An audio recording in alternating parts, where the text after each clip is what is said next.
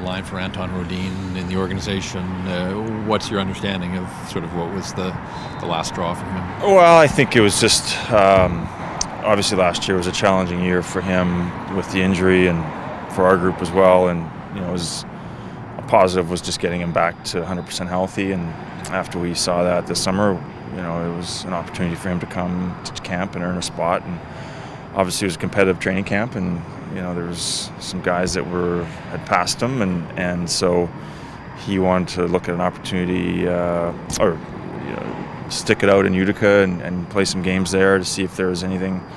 At the end of the day, there was nothing available, and he felt like it was best for him to go back to an opportunity in Europe. When you say there wasn't anything for him in Utica, was it performance related? Had guys just were they playing better down there than he was, or?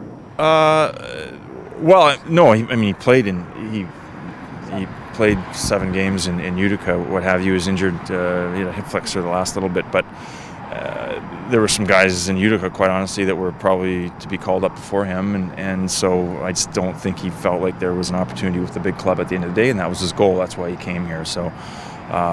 I think, we're talking with him and his agent. I think he felt best that it was, for him to go back to Europe and figure something out there. Kind of unfortunate. There's really nobody to point a finger at. You guys didn't have to extend him for a year and give him, another chance. I mean, it's unfortunate because we found out that from that knee laceration and all the complications after it, it just it's kind of a hard luck series story. Of unfortunate things. I mean, the injury itself, when it occurred,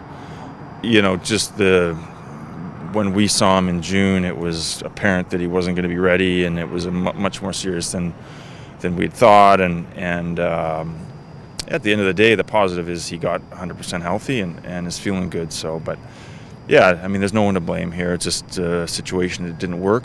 At training camp, we had some young players come in and earn spots, and so there just wasn't an opportunity for him. It's a shame. He was a pedigreed player. I mean, MVP in the Swedish Elite League. It wasn't like this was a guy that was just kind of taking a flyer on the NHL. No, he's a good hockey player. I mean, no question about it. Having said that, there's getting to that next step, and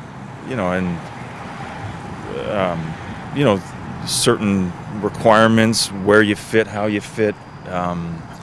It's a big jump, regardless of where you're coming from, to stake your claim in the National Hockey League, and circumstances with the injury, certainly compounded things.